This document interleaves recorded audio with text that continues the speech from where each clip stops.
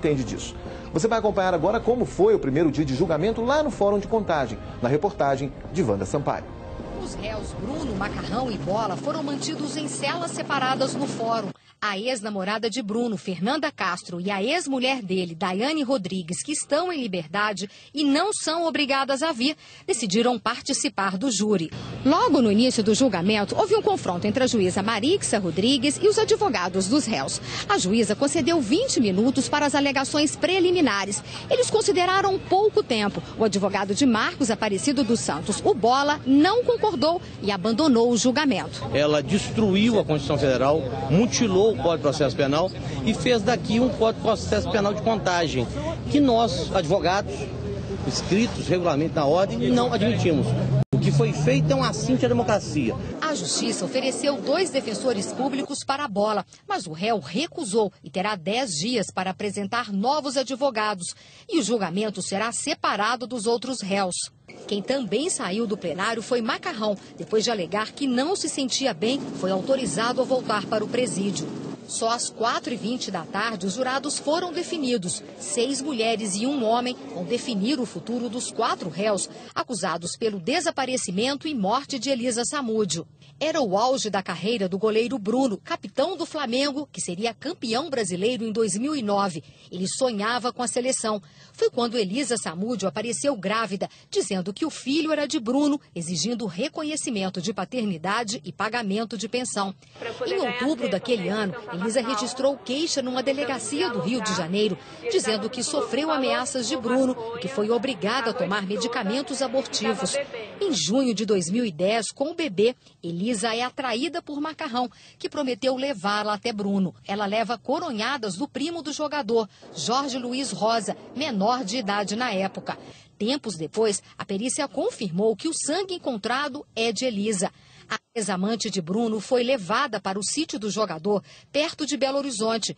Sérgio Rosa Salles, outro primo de Bruno, revelou detalhes sobre o cativeiro durante uma reconstituição. Quando chegou na casa, disse que o cara meio careca, mais velho, barbudo, chegou e falou para assim, aqui é polícia, pode ficar tranquilo. Ele falou com o cara, ô moço, eu não quero apanhar mais não.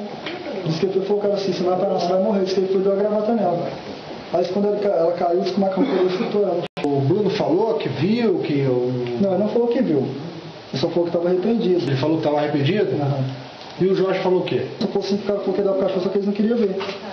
O assassinato teria acontecido no dia 10 de junho, na casa de Marcos Aparecido dos Santos, o Bola. Jorge contou como tudo aconteceu. Aí ela falou assim, eu não aguento mais apanhar. Ela clamando com esse paulista, com esse Bola. Ele falou assim, você não vai apanhar mais não, você vai morrer. Bruno e Macarrão foram presos no Rio de Janeiro em setembro de 2010. Eles respondem por homicídio, sequestro, cárcere privado e ocultação de cadáver. Daiane Rodrigues é acusada de sequestro e cárcere privado do filho de Elisa.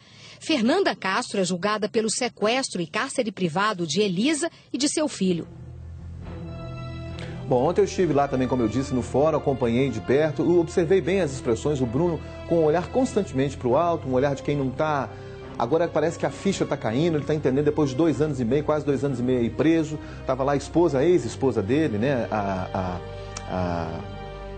a ex-namorada dele, a Daiane, que é a ex-esposa, a Fernanda Gomes Castro estavam lá, a Ingrid, que é a atual noiva do Bruno, aliás, se comentou que uma hora, em determinado momento, eles trocaram alianças, estavam casados, não estavam, ou seja, são condições que se viu. O fato é que esse início desse julgamento, que estava previsto para começar às 9 da manhã, primeira pessoa a ser ouvida, testemunha de acusação, Cleiton Gonçalves, 17 horas e 43 minutos exatos, foi quando ele começou a ser ouvido, não tinha um advogado, procurou-se um advogado para representá-lo, não havia um advogado, e aí alguns advogados lá de momento tentavam descaracterizar o depoimento dele, do Cleiton, que era considerado na época o motorista do Bruno, era um ex-motorista. Ele nega isso, eu acompanhei ele dizendo que nunca foi motorista do Bruno, que na verdade ele era apenas membro do time 100%, inclusive a juíza perguntou para ele, o promotor perguntou para ele a respeito do dia 6 6 de agosto daquele dia, daquela data, né? 6 de junho, perdão, em que se ele tinha visto a Fernanda Gomes acompanhada do Bruno. Ele falou, não, naquele dia eu estava lá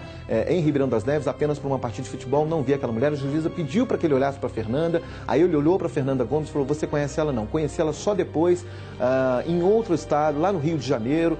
Enfim, há uma controvérsia muito grande. Ele disse também a respeito da lavagem do carro, de que de fato o carro foi levado para lá para ser lavado com diesel, e ele disse que não era, nunca tinha lavado um carro. Mas a gente vai trazer mais detalhes dessa história, que hoje está no segundo dia, sobre o julgamento com a Camila Lesch, que está ao vivo agora e traz as informações. Camila Lesch, boa tarde. Qual que é a situação de momento aí?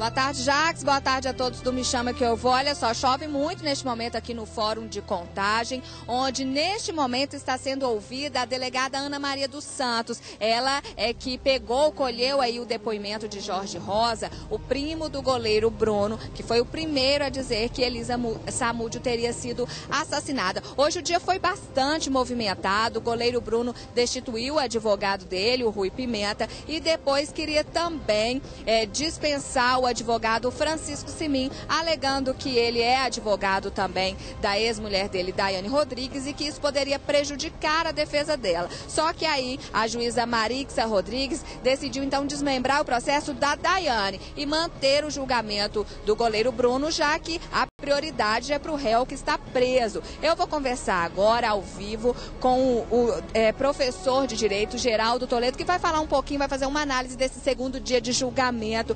Boa tarde, doutor Geraldo. Fala pra gente essas artimanhas, a pessoa, no caso do goleiro Bruno, que ele desistiu aí do próprio advogado, já era esperado esse tipo de artimanha? Bom, se isso é uma estratégia, eu acho que eles jogaram errado, porque jurados não julgam com conhecimentos jurídicos, até porque são leigos, eles costumam julgar com emoções. E todo adiamento que existe, toda forma, né, de trazer aí, procrastinar o júri, isso faz irritar os jurados. Então eu acredito que foi uma estratégia errada. O advogado da família da Elisa Samúdio, José Arteiro, diz que para ele facilitou a acusação, uma vez que agora ele não tem mais que debater aí com o Rui Pimenta, apenas com o Francisco Simim. Você concorda com isso?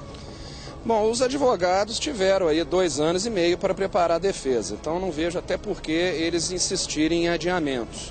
Mas eu não vejo aí qualquer problema em ter 2, 3 ou 4 advogados debatendo, até porque os horários são distribuídos, ninguém pode ter um direito a mais de horário que o outro.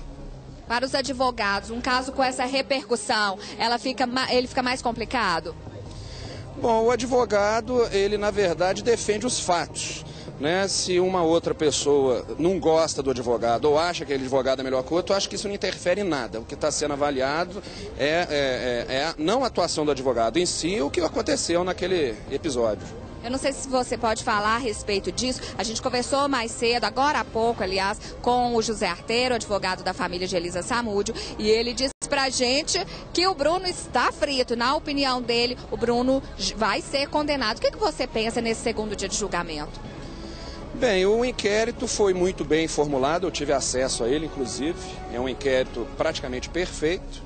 E as teses que a advocacia está levantando de crime sem corpo, isso já em vários processos no Brasil já foi desmistificado, já teve pelo menos umas 5 condenações conhecidas em homicídio sem corpos. Então eu acho que a defesa deveria mudar essa estratégia, porque o inquérito ele segue o Código de Processo Penal e o Código de Processo Penal admite, né, provas derivadas, provas indiretas e testemunho de fatos, né, relacionados a corpos, a homicídio sem corpos. Doutor Geraldo, quem está no estúdio com a gente é o Jacques Leal. Ele está querendo fazer uma pergunta, pode falar, Jacques. Pois é, Camila.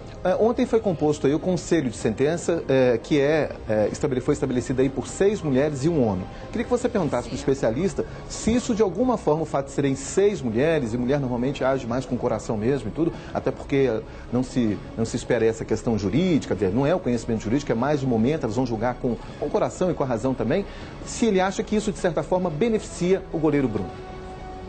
Doutor Geraldo, o Jacques Leal está perguntando a respeito do júri. São 6 mulheres, apenas 1 homem. Ele pergunta se isso pode influenciar na decisão, uma vez que a mulher tem essa sensibilidade. É um caso também que envolve agressão à mulher. Você acha que isso tem alguma relação?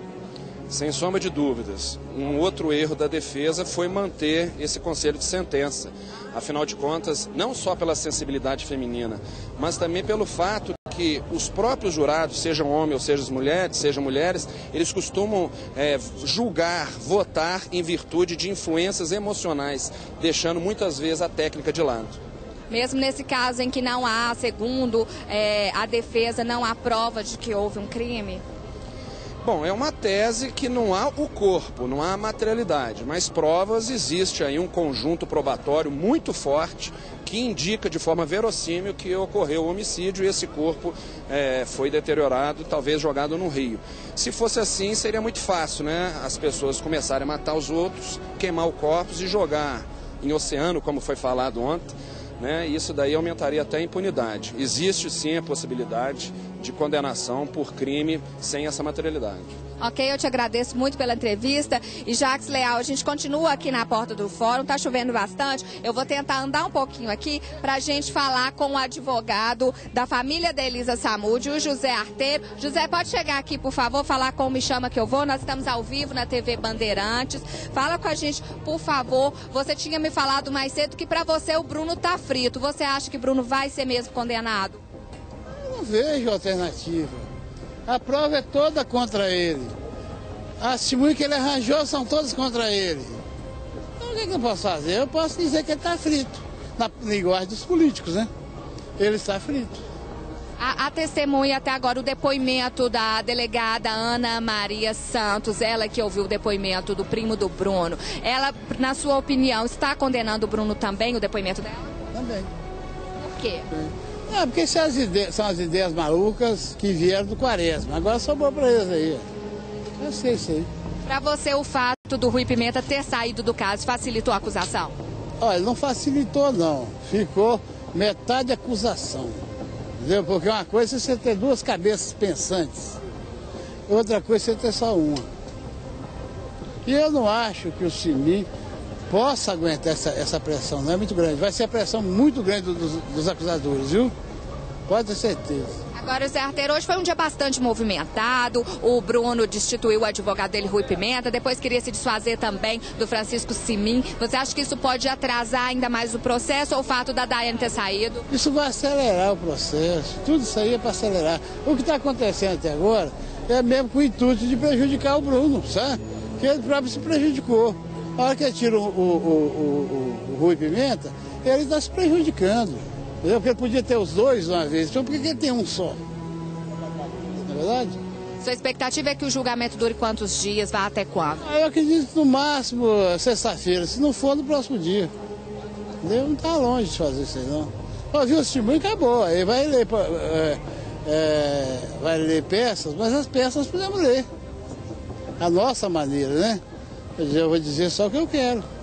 Agora, José Arteiro, ontem eu conversei com a Sônia Moura, a mãe da Elisa Samúdio. Ela me disse que tinha uma esperança de que o Bruno ou o Macarrão resolvessem contar onde estão os restos mortais da Elisa. Você acha que tem essa possibilidade? Eles vão morrer daqui a 100 anos dizendo que não sabem do corpo, dizendo que não foram eles. Não sabe nem preocupar com isso, não.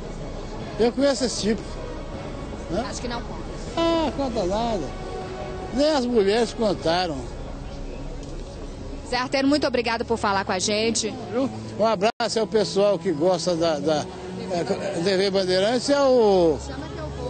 Me Chama Que Eu Vou, é isso mesmo. Muito obrigada, José Arteiro. Esse aí, Jacques Leal, foi o defensor, ele que é o advogado da família da Elisa Samúdio. Daqui a pouco a gente volta com mais informações. Ok, Camila, qualquer coisa você nos chama aqui, qualquer novidade, a prioridade é sua, viu, Camila Alessio? Para que a gente possa atualizar você que está em casa, acompanhando esse caso do segundo dia do julgamento do caso Bruno. Agradecer aqui também rapidamente ao Dr. Toledo, que gentilmente esteve lá para nos trazer esses esclarecimentos. Foi lá, ele é professor em Direito Criminalista, esteve lá, então, prestando essas informações que trazem aí luz ao